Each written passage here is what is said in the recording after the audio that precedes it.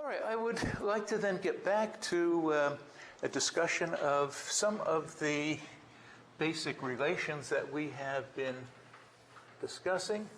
We didn't get terribly far, but I'd like to start with the Cartesian coordinate system that we set up. Rather than using x, y, and z, I'm labeling the axes x1, x2, and x3, and we'll see that these subscripts play a very useful role in the formalism we're about to develop. Now, the first thing we might want to specify in this coordinate is the orientation of a vector and its components. So let's suppose that this is some vector p. And what I will do to define its orientation is to use the three angles that the vector makes, or the direction makes, with respect to x1, x2, x3. And we could define these angles as theta 1, that's the angle between the direction and x1, theta 2, the angle between our direction or our vector and x2, and finally, not surprisingly, I'll call this one theta 3. So the three components of the vector could be written as P1, the component along x1, is going to be the magnitude of P times the cosine of theta 1. The x2 component of P would be the magnitude of P times the cosine of theta 2. And P3, the third component, would be the magnitude of P times the cosine of theta 3. Okay? Now, we will have so many relations that involve the cosine of the angle between a direction and one of our reference axes that it is convenient to define a special term for the cosines of these angles. So I'll define this as magnitude of P times a quantity L1, magnitude of P times L2, magnitude of P times L3, which is a lot easier to write, and we will define these things as the direction cosines.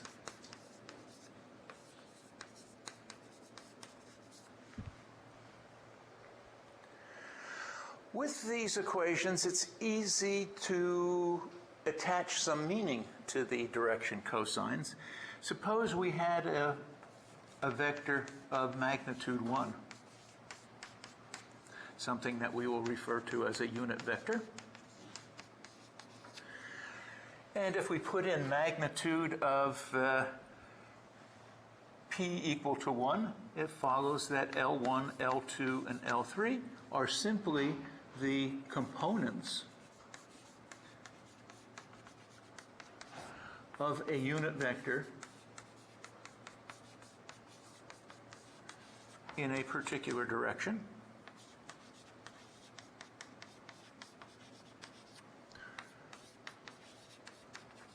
Along, obviously, x1, x2, and x3, respectively. Trivial piece of algebra, but it attaches a physical and geometric significance to the direction cosines.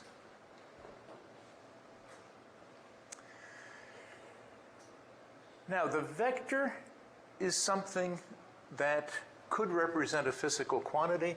In any case, it is something that is absolute, and it sits embedded majestically relative to some absolute coordinate system.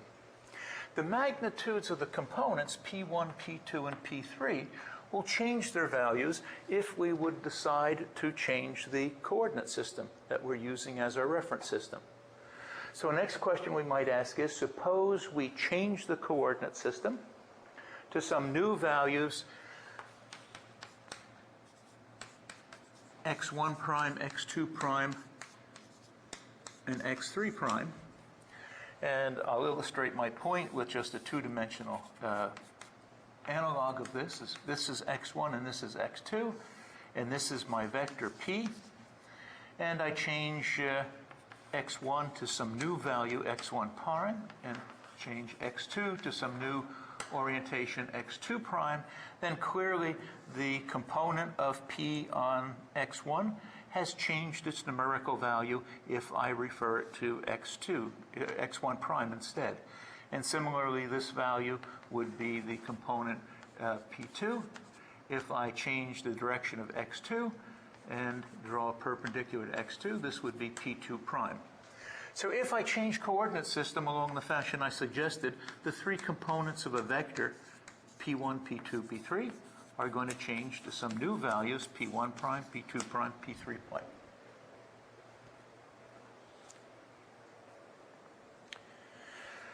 Okay, so the question I'd like to address next is, given the change of coordinate system and given the three components of p in the original coordinate system, how do I compute the values of the new components p1 prime, p2 prime, p3 prime? Okay, I'll say it in words and then we'll define a mechanism for specifying the change in coordinate system. What I'll say is, and this was apparent in the sketch that I just erased, the new component of the vector p1 prime is simply going to be the sum of the components of p1, p2, and p3 along the new x prime direction. So I'm saying that this is going to be the sum of the component of p1 along x1 plus the component of p2 along x1 prime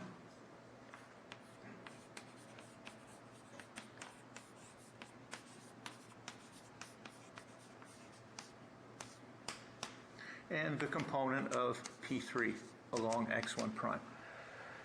So in short, I'm doing nothing more complicated than saying I can get the values of the new components if I take the vector p, split it up into its three parts, and then find the component of each of these three parts along the x1 prime axis, then do the same thing for the x2 prime axis, and then the same thing for x3 prime.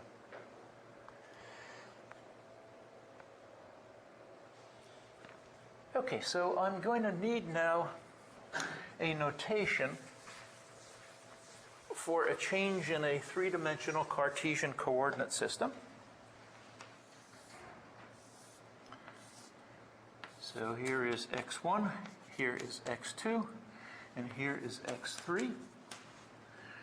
And I will change them, and again, I'm always keeping the coordinate system Cartesian. So here's an x1 prime, here's an x2 prime, and then x3 prime will point out in some direction like this. I don't want a prime on that. Okay, so I'm going to say now that the component of p along the new x1 prime is going to be the magnitude of p1 times the cosine of the angle between x1 and x1 prime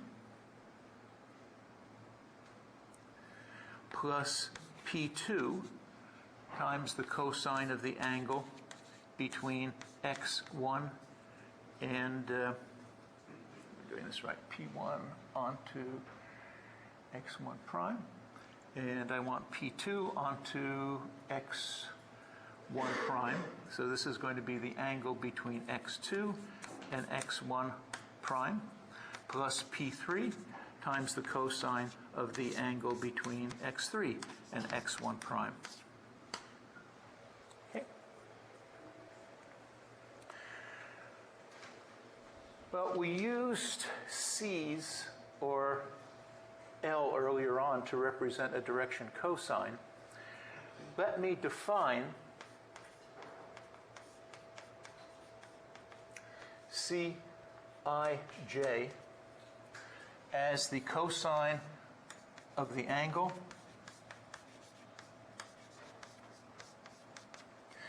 between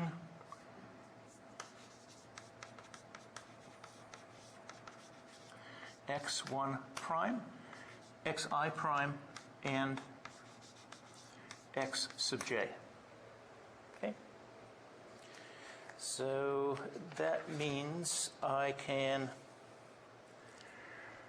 write this expression here in this nice compact form with our definition of direction cosines. I can say that P1 prime is going to be equal to C11 times P1 plus C12 times P2 plus C13 times P3. I can write that P2 prime in the same way is going to be the angle between the cosine of the angle between P2 prime and P1 and x1 plus the cosine of the angle between x2 prime and x2 times P2 plus C23 times the cosine of the, which is the cosine of the angle between x2 prime and x3 times the component P3. And in a very similar fashion, P3 prime will be C31 P1 plus C32 times P2 plus C33 times P3. Okay, so here is the way a vector will transform.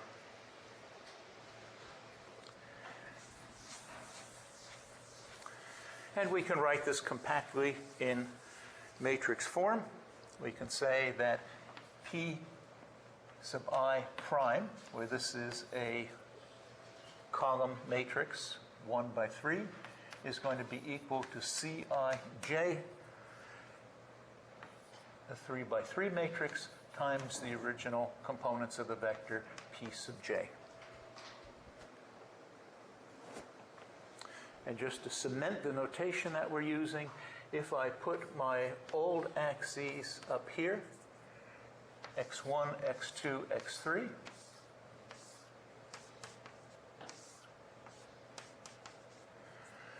and put the new axes x1 prime, x2 prime, x3 prime down this way, then the cosine of the angle between the quantities that are in this column and the quantities that are in this row would be C11, C12, C13, C21, C22, C23, C31, C32, C33. Okay. Nothing fancy except the notation. It's just the description of some very simple geometry. This array, Cij, is something that I will refer to as a direction cosine scheme.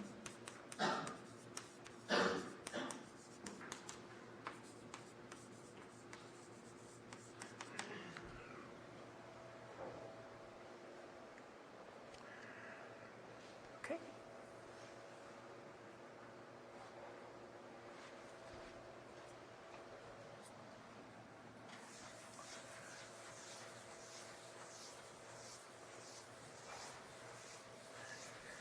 All right, let me pause here and see if that's all sunk in, and if you have any, whether you have any questions on this.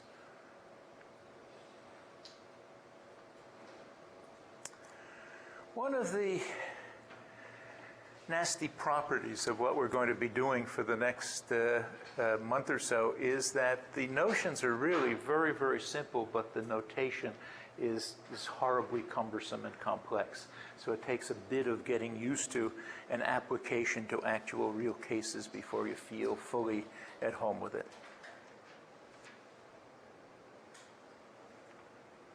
Okay, just a matter of definition so far.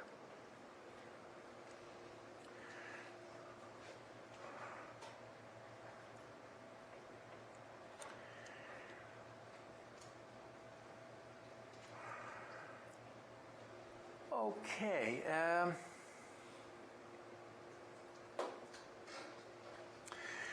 Let me note that this direction cosine array is going to be useful for defining how a vector changes as we go from the original coordinate system to a new coordinate system.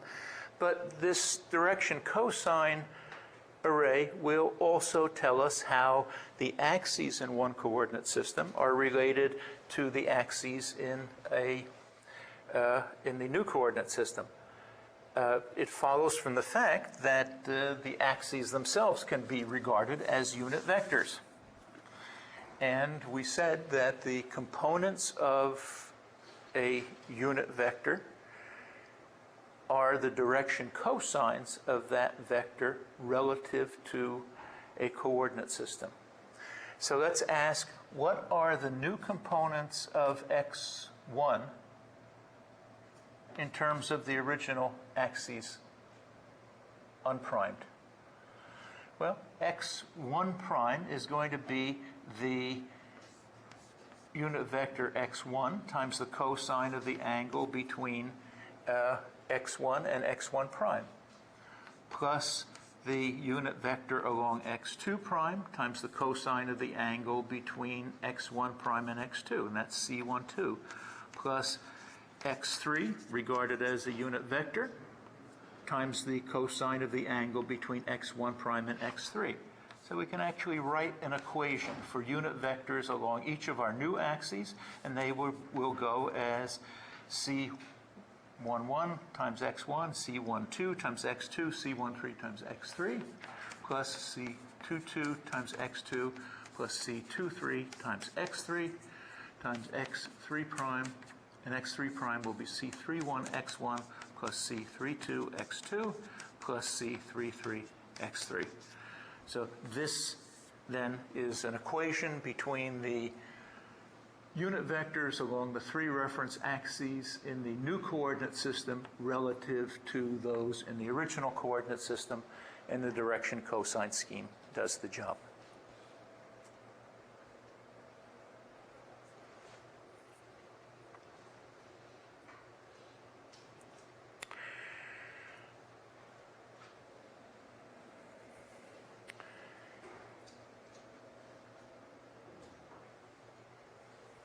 Okay,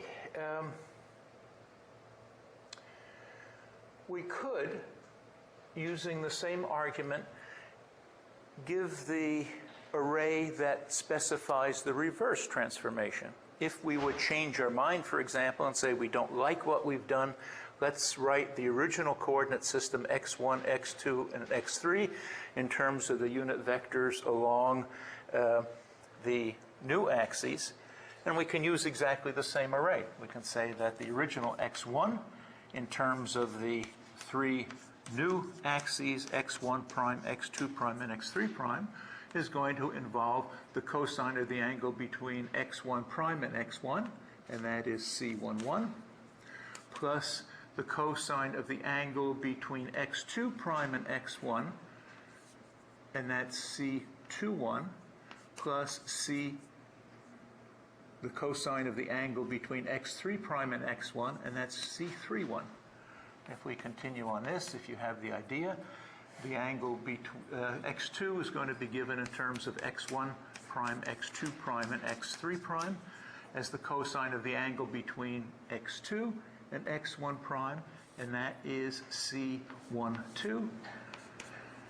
Here we'd want the cosine of the angle between x2 and x2 prime, and here the cosine of the angle between x3 prime and x2. And you can see the way this is playing out. c13 times x1 plus c23 x2 prime plus c33 times x3 prime. So there's the reverse transformation using the same array of coefficients as we did the first time. So it turns out if we write this symbolically in a compact form, xi prime is given by ci j x sub j. And the reverse transformation using the same direction cosine says that xi is going to be c j I times x sub j prime. In other words, the reverse transformation, let's write it as Cij minus 1, the inverse transformation, turns out to be simply Cji, and that in matrix algebra is written as the transpose of the original array of coefficients. And transpose is either given by a squiggle, a tilde on top of the matrix. Some people like to use a superscript T, but we'll use this particular notation. But you can see either notation used to indicate the transpose.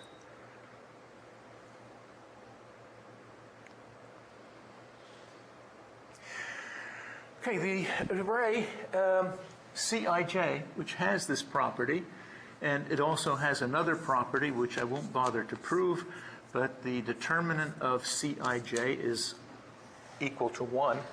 And this is something called a unitary matrix.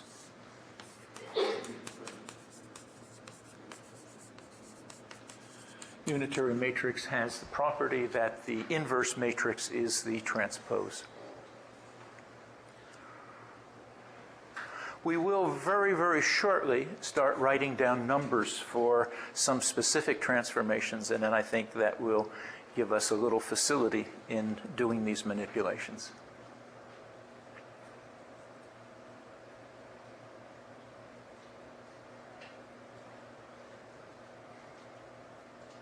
Comments or questions? Is this old stuff, or old stuff for which the notation is still confusing?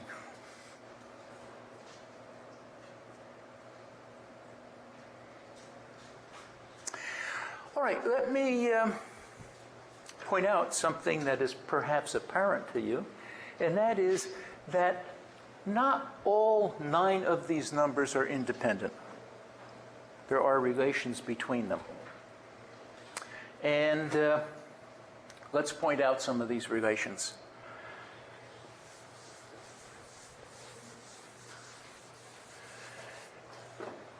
C11,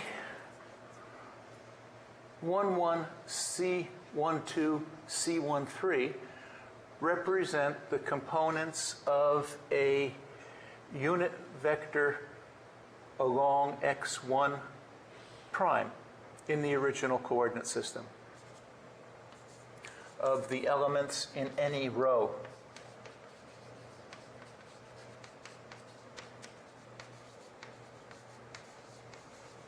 Is equal to 1, because these are the components of a unit vector, and the magnitude of a unit vector is 1.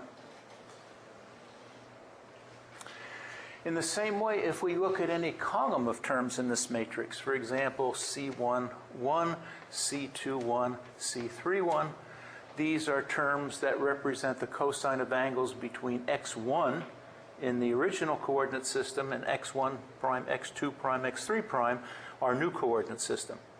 So this gives us the magnitude of x1, but x1 is a unit vector, so it follows that the sum of the column C11 squared plus C21 squared plus C31 squared also has to be unity, because that gives us the magnitude of a unit vector along x1. So the sum of the squares of elements in any column of the direction cosine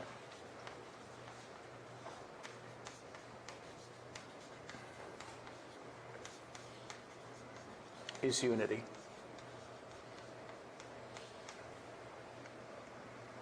Okay? These terms, these expressions are useful, but they have one ambiguity. That is, the cosine of an angle can be either positive or negative, depending on whether the angle is less than 90 degrees or greater than 90 degrees. These relations involve the squares of direction cosines, and therefore we can't tell whether the direction cosine itself is positive or negative. Okay, so let me put down a limitation here, and that is we cannot tell the sign. Every time I point this out to people, I wince inside because I once spent 2 weeks trying to debug a computer program and it wasn't working. And it turns out the reason it wasn't working properly was that I didn't realize that you cannot tell the sign when all you know is the squares of the direction cosines. So I remember this as a rather pointed observation. Happily, there are other relations among this array of coefficients.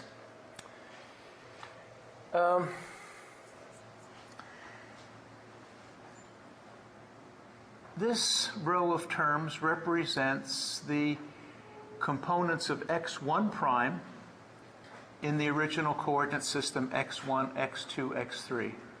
This row immediately below it represents the components of a unit vector x2 prime relative to the original coordinate system x1,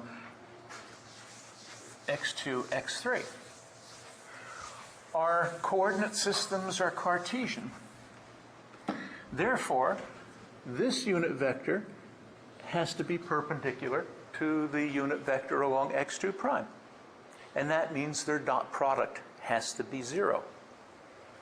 So let me indicate that this way. The unit vector along x1 prime dotted with the unit vector along x2 prime has to be 0. And that dot product is going to be C11 plus C21, times C21. That's the product of these two terms, plus C12 times C22, plus C13 times C23. And that has to be 0. And this involves only the first product of the direction cosine. So to make it come out 0 when we add up the magnitudes, we will get the sign of the direction cosine. Okay, so this is a much more powerful relation. And similarly, the product of the coefficients in the first and the third row have to add up to 0.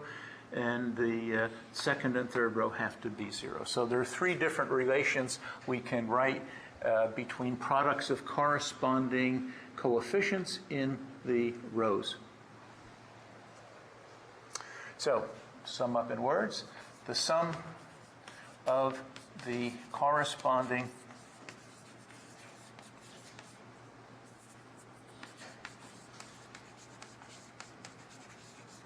elements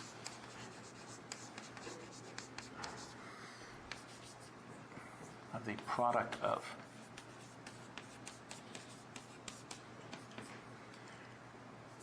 in any pair of rows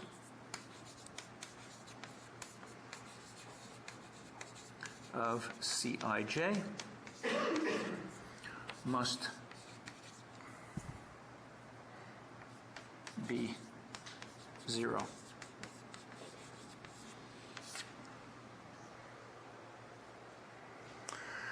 But we're not done yet.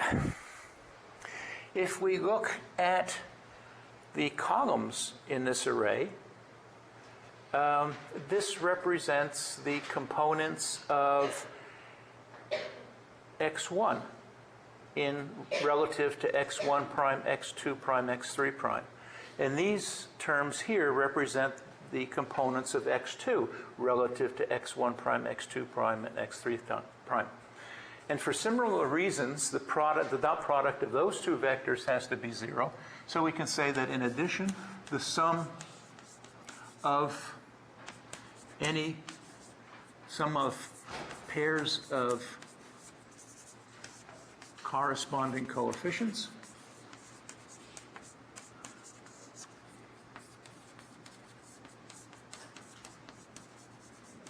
in any pair of columns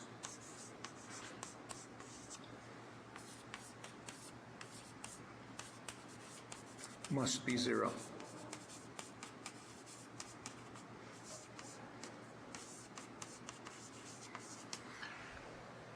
All right, so we're working here on the matrix, the direct matrix of the transformation. We've seen that the reverse relation The inverse matrix of Cij is Cij transpose, and therefore the inverse matrix has to have this same relationship, that the products of terms in rows or columns, any pair of rows or columns, has to be 0.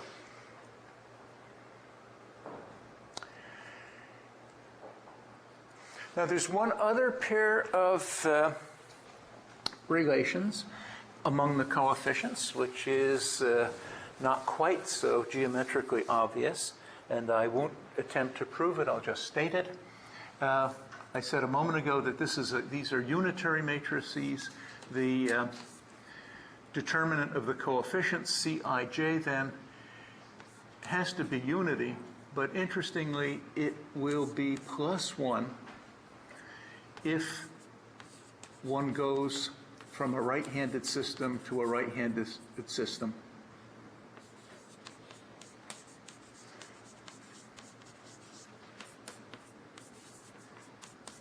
That is to say, the set of axes x1, x2, x3 might be right-handed, and if the new coordinate system x1 prime, x2 prime, x3 prime is also right-handed, then the determinant of coefficients is +1. On the other hand, if one goes from a right-handed system to a left-handed reference system, or from a left-handed one to a right-handed coefficient, then interestingly, the determinant of coefficients is -1. So the determinant of the matrix of the transformation is +1 if you go to a coordinate system of the same chirality. It's equal to -1 if you go to a coordinate system of changed chirality.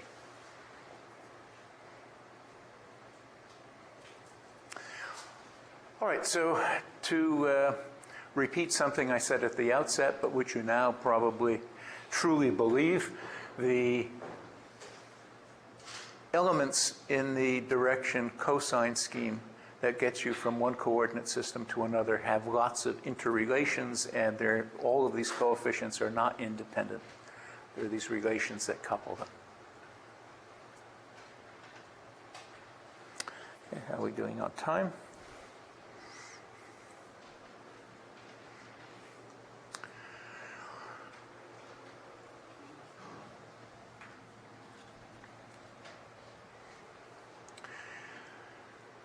All right, we mentioned last time that a large collection of physical properties of materials are properties that relate a pair of vectors. So let me, to make this specific, talk about a particular physical property, electrical conductivity.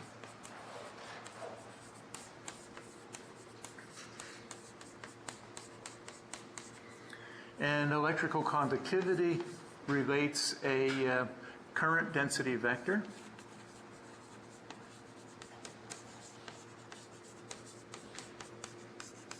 And that is charge per unit area per unit time, to an applied vector, and that vector is the electric field vector.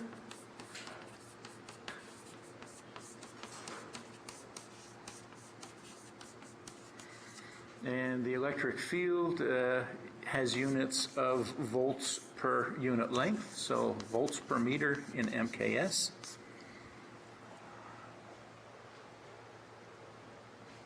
And provided the field is, electric field that's applied is not too strong, it turns out that every component of the current flow is given by a linear combination of every component of the applied electric field.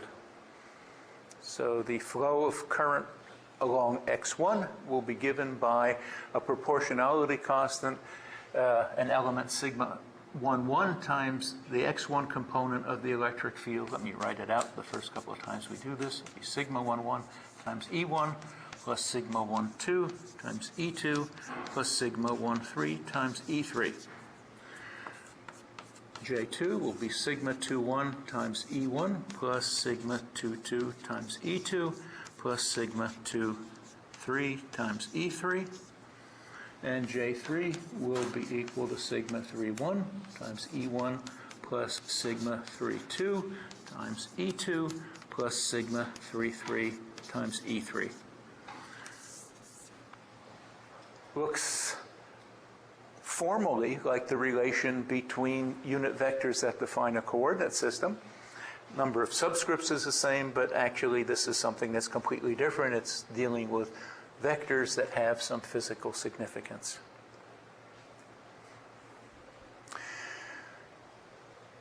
So in compact reduced subscript notation, this is the definition of electrical conductivity.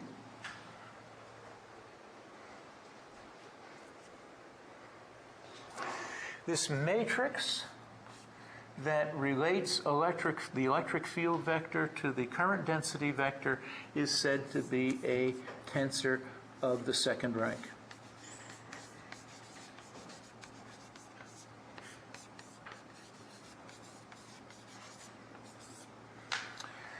Okay, tensor. First thing you might say, why do you call it a tensor, dummy? It's a matrix. It's a plain old matrix. Well, there's a subtle but very important difference. A tensor is a matrix with an attitude, and I'll make the distinction clear a little bit later on. But there are tensors also of higher rank. These expressions where summation over repeated subscripts is implied can hide, as I indicated last time, some absolutely horrendous polynomials. But tensor, at very least, is a term that makes the faces of all who hear it pale and makes the knees of even the very strong to weaken. And in case you don't believe that, I'll show you what I have to wear whenever I give these lectures, and consequently it's kind of scuzzy and worn out, but I have to put on these knee braces from Wobbling Braces, and you can see what it says on here, tensor.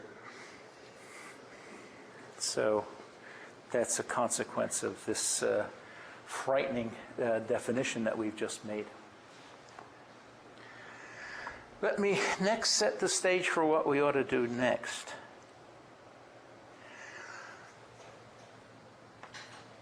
E sub j represents the components of an electric field, x1, x2, x3, in a first coordinate system. J1 represents, Ji represent the components of the current flow in a coordinate system x1, x2, x3. If we were to change coordinate system for any reason, these three numbers would wink on and off. Some might go negative, the magnitudes would change, and as a result, the components of the current flow would have to do the same thing, because the components of these vectors, without changing anything physically, have to change their numerical values if we refer them to a new set of coordinate, a new set of reference axes. Okay, if we change coordinate system and these numbers change, and if we change coordinate system, these numbers change, we're still applying field in the same direction, the current still flows in the same direction, but the components we use to define these two vectors change. Then it follows, just algebraically, the elements of the tensor have to change and wink into different values. Okay? Follows automatically. So a question then is that if we have a coordinate system x1, x2, x3, and we change it into a new coordinate system x1 prime, x2 prime, x3 prime, then j sub I changes to some new values j sub I prime. E sub j changes to some new values E sub j prime, and therefore of necessity sigma ij, the conductivity tensor, has to change to new values sigma ij prime. So I'll let you rest up to brace yourself for this. The question is, how can we get sigma ij prime, the 9 elements of the tensor in the new coordinate system, in terms of the direction cosine scheme that defines this transformation, and in terms of the elements of the original conductivity tensor? And this, my friends, is what makes a tensor and not a matrix. I can write a matrix for you, really lovely matrix. Let's put in some elements here. Let's put in 6.2, square root of -1, e, and 23. And as other elements, I'll put in pi, 23.4, 6, and 0.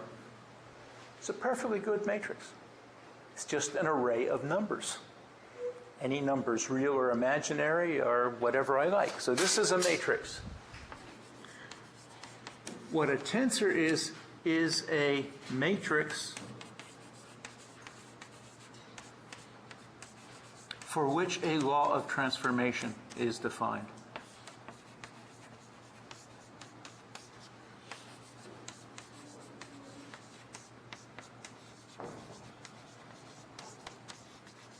And that's what makes a tensor a tensor.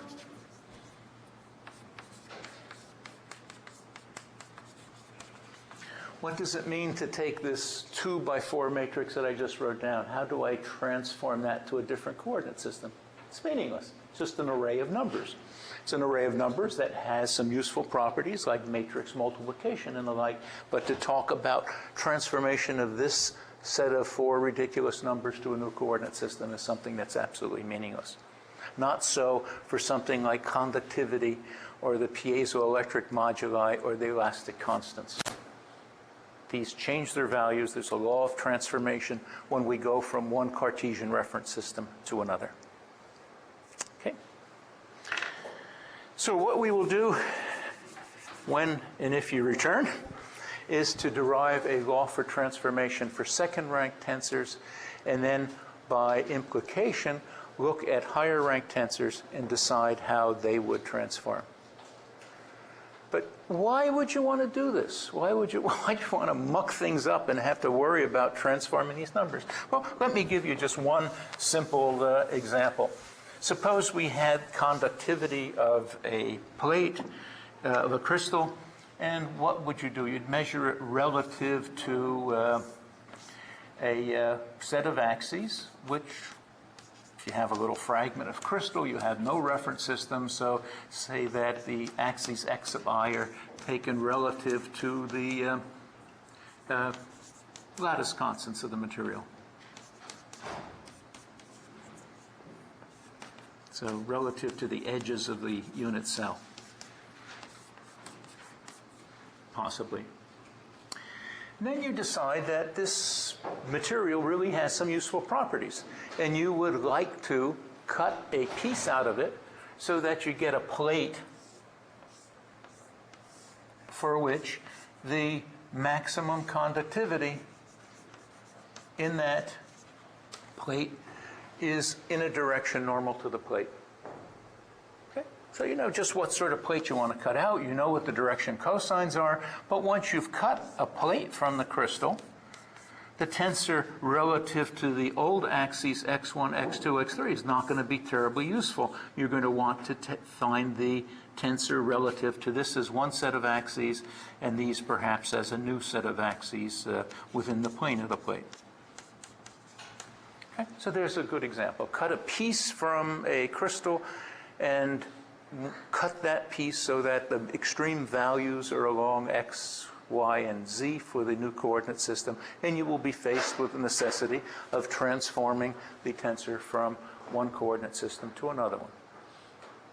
Or you might measure the thermal conductivity tensor, and you might want to cut a rod out of the material so that the maximum conductivity or the minimum thermal conductivity is along the direction of the rod. You might want to use that as a push rod to hold a sample in position and not have it be a big heat sink for the temperature that's inside of your sample chamber.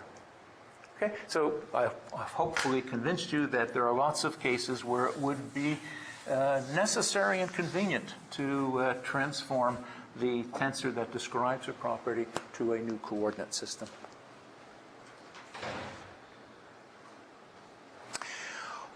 All right, so let us take our break now, some internal clock always tells me when it's 5 of the hour, unless I get really excited about something, and it is indeed that time now, so let's stop.